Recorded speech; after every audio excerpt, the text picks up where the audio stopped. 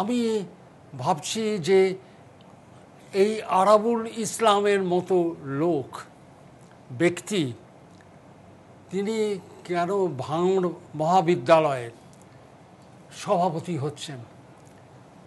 আমি প্রায় নিরক্ষর আগে বলেছিলাম আপনাদের এই অনুষ্ঠানে, আমি আবার বলছি ওই উনি যেহেতু মাধ্যমিক পাস ক্লেম করেছেন, সেই মাধ্যমিক পাসটা তো অনেক রকমভাবেই হতে পারে।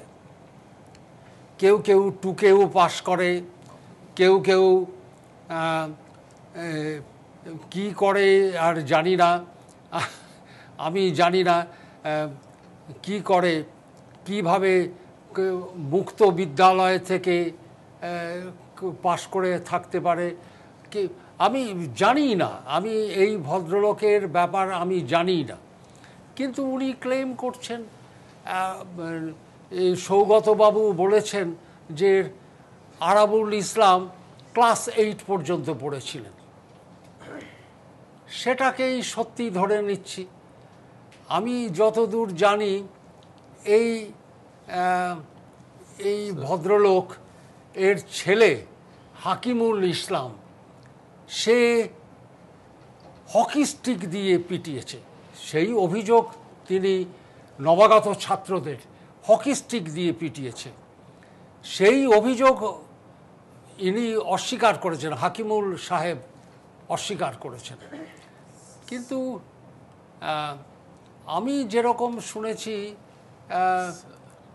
সেইটা কি স্যার একটা ক্রেডিট দিতে হবে। স্যার আরাবুল সাহেব যখন কলেজে ঢুকছেন, he has the unique distinction যে ওনার চেয়ে সবার একাডেমিক যোগ্যতা বেশি, দারোয়ান থেকে আরম্ভ করে সবার। না, ওনাকে আরেকটা ক্রেডিট দিতে হবে যে এই রকম একজন মানুষকে নিয়ে আমরা তার কাজকর্ম নিয়ে আমরা এতজনে এতবার এতগুলো অনুষ্ঠানে আলোচনা করছি, যার কথা হচ্ছে একটা Arabul is a discussion point. সুনন্দবাবু, আমি আসবো, তার আগে দর্শকদের দেখাতে চাইবো এই মাননীয় উচ্চশিক্ষিত ভদ্রলোক, তৃণমূল কংগ্রেসের প্রাক্তন বিধায়ক, স্থানীয় দাপুটে নেতা আরাবুল ইসলাম ঠিক কে, তার বিরুদ্ধে কি অভিযোগ এবং কোন ঘটনায় তিনি একেবারে সংবাদ শিরোনামে উঠে এলেন দেখাবো। ছাত্রজীবনে কলেজের চৌকাঠ পেরোননি, অথচ রাজনীতির সুবাদে তিনি কলেজের নীতি নির্ধারণের সর্বময় কর্তা। পিএইচডিধারী শিক্ষক শিক্ষিকাদের পঠন পাঠনে ত্রুটি ধরেন, স্বল্পবিদ্যা ভয়ঙ্করী প্রবাদ মনে করিয়ে দিয়ে দাপটের সঙ্গে আঙুল তুলে নিদান দেন উচ্চশিক্ষায় কোনটা ঠিক কোনটা ভুল। রাজনীতির ক্ষমতা বলে লোকমুখে কথিত স্কুলছুট আরাবুল ইসলামই ভাঙড় কলেজের পরিচালন সমিতির সভাপতি। চলতি বছরের এপ্রিলেই ভাঙড় কলেজের অধ্যাপিকা দেবযানী দের সঙ্গে দুর্ব্যবহারের অভিযোগ ওঠে তার বিরুদ্ধে। উনি আমাকে চেনেন না, একেবারেই চেনেন না। হঠাৎ হিট অফ দ্য মোমেন্টে এসে এত কিছু বলা শুরু করলেন, জগ ছিল হঠাৎ করে জগটা ছুঁড়ে মারলেন, মানে উনি করে ফেললেন কাজটা, উনি করে ফেললেন, তারপর উনি নিজেকে এইসব বলে আড়াল করছেন। এই ঘটনায় নড়ে চড়ে বসে শিক্ষামহল। ফের ওঠে সেই প্রশ্ন, যিনি নিজেই কলেজের গণ্ডি টপকাননি তিনি কিভাবে হতে পারেন কলেজের দণ্ডমুণ্ডের কর্তা? যদিও শিক্ষামহলে ঝড়, প্রতিবাদ, নিন্দা কোনো কিছুই টলাতে পারেনি আরাবুল ইসলামকে। পরিচালন সমিতির পদে বহাল তবিয়তে তিনি। আরাবুলের দল তৃণমূল তাকে পদ ছাড়তে বলেছে এমন কোনো খবরও নেই। খোদ আরাবুলও বিষয়টি নিয়ে এখন আর উচ্চবাচ্য করতে চান না। স্বাভাবিকভাবেই সেই ঘটনার বেশ কিছুদিন কেটে যাওয়ার পর বিষয়টি কিছুটা চাপা পড়ে গিয়েছিল, কিন্তু আরাবুলের দলেরই সাংসদ তথা প্রাক্তন কেন্দ্রীয় মন্ত্রী সৌগত রায়ের মন্তব্য ফের উস্কে দিল সেই প্রশ্ন। ক্লাস 8ও যিনি পাশ করেননি তিনি কি করে কলেজের পরিচালন সমিতির সভাপতি হন?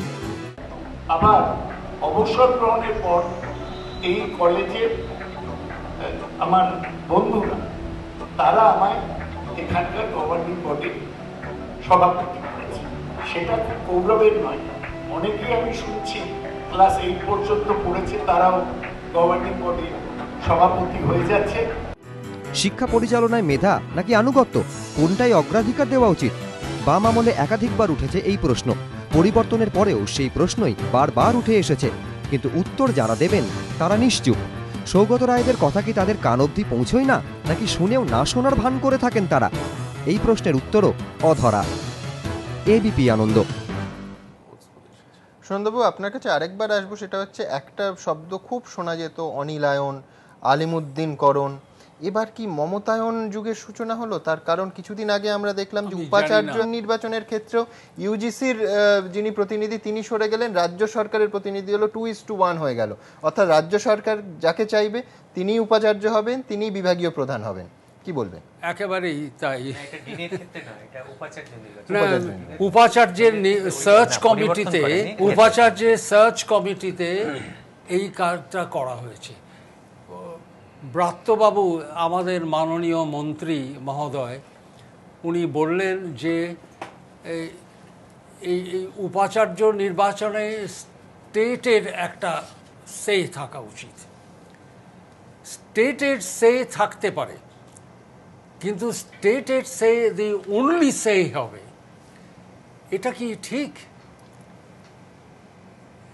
বহু স্টেট গভর্নমেন্টের সে থাকতেই হবে একজন উপাচার্য নির্বাচনে, এটাই আমি জানি না। স্টেটে ফান্ডিং প্রোভাইড করছে, এটা যে সম্ভব নয়, সহ্য হয় না, এই কথাটা বলাই যেতে পারে। যখন পাস ফেল থাকবে না, সেই রকম ধরনের ইস্যু যদি মুখ্যমন্ত্রী সেটেল করেন তাহলে পরে সেই কথাটা তো হতেই পারে। এবারে মাননীয় না না আমি বলছি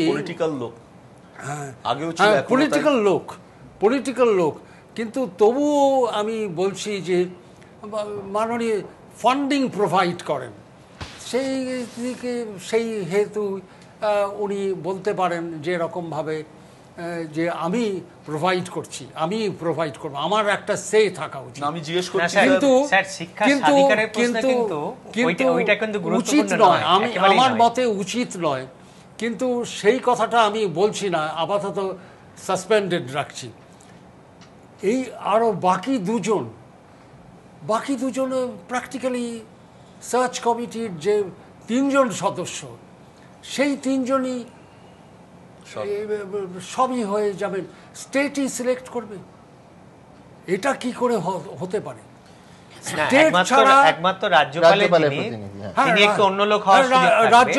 রাজ্যপালই তো বলেছেন যে এরকম ভাবে, আমি তো জানতামই না। স্যার, প্রাইমারি স্কুল কাউন্সিল থেকে সেকেন্ডারি স্কুল কাউন্সিল যে কজনকে বসানো হয়েছে, ইনক্লুডিং প্রেসিডেন্সি কলেজের মেন্টর গ্রুপ, অনেকে ভালো আছেন, সবাই কিন্তু কোনো না কোনো সময় আমার সঙ্গে ছাত্র পরিষদ করতো। আমি মেন্টর গ্রুপ থেকে আমি ছাত্র পরিষদ আমি এই সেন্সে বলছি অপিনিয়ন চেঞ্জ করতে পারি না। আলটিমেটলি পলিটিক্যাল কানেকশনটা কোনো না কোনো সময় ম্যাটার করছে। আমি সবার ক্ষেত্রে বলছি না, আমি সুগত বসু করতো, স্বপন চক্রবর্তী করতো, হিমাদ্রি পাকরাশি করতো মেন্টর গ্রুপের।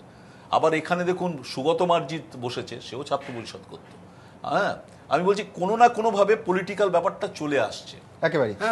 আমি এই আলোচনা আসবো, কিন্তু তার আগে আপনাদের দেখাতে চাইবো যে পরিচালন বোর্ডের যে মাথা, সেটা কিন্তু বেশিরভাগ ক্ষেত্রে বাম আমল থেকে আজকের তৃণমূল কংগ্রেস আমল অবধি রাজনৈতিকভাবে নির্দিষ্ট হয়। ঠিক কিভাবে, কি উদাহরণ আমাদের রাজ্যে মণিমুক্তর মতো ছড়িয়ে ছিটিয়ে আছে, দেখবো আপনাদের।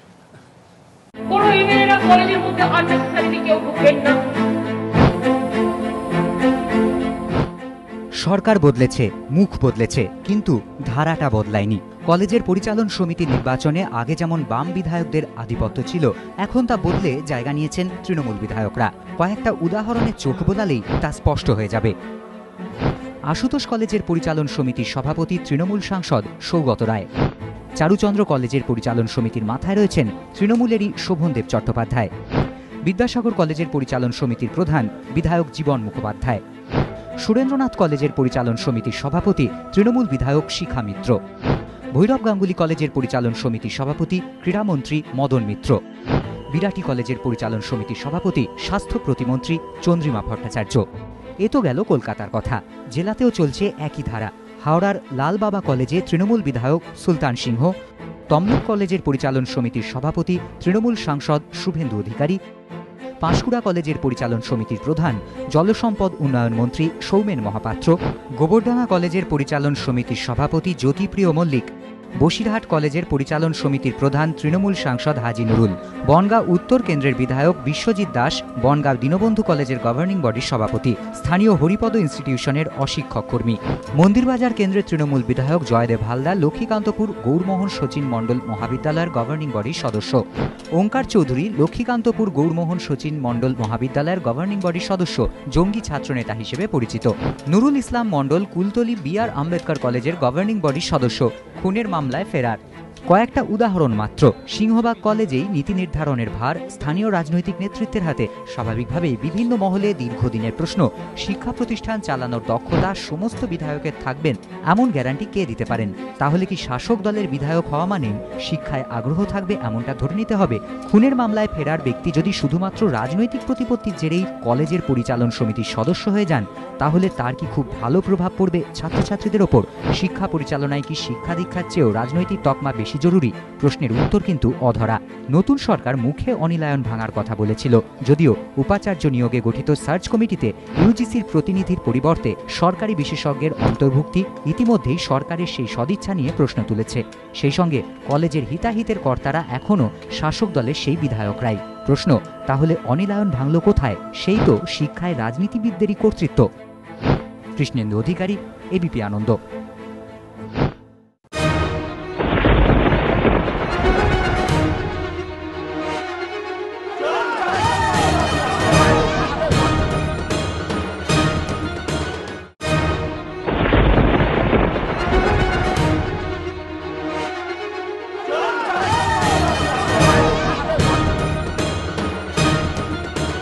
পার্থবাবু, আপনার কাছে যাব।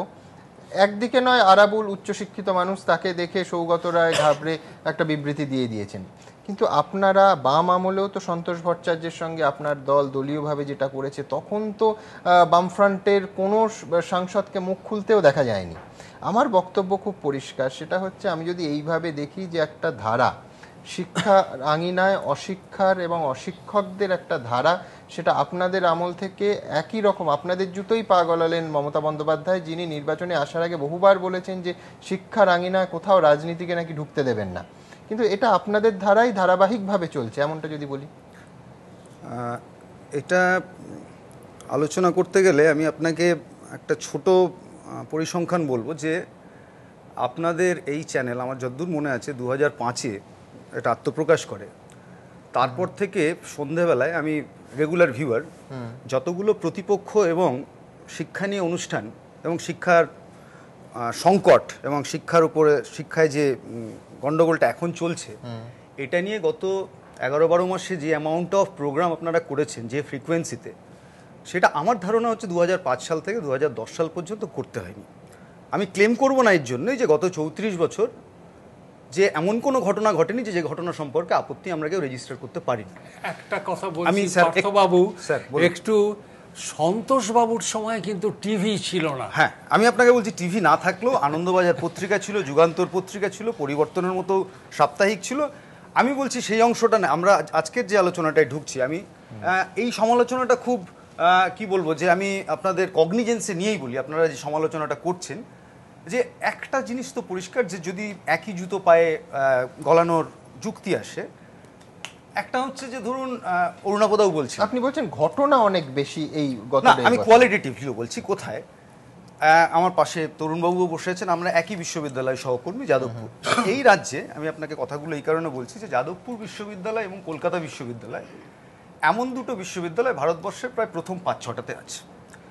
আমাদের এই রাজ্যের এই শহরেই দুটো টুইন কলেজ আছে ইঞ্জিনিয়ারিং, যাদবপুর ইউনিভার্সিটি, বেসু, ভারতবর্ষের মধ্যে প্রথম 10টার একটা।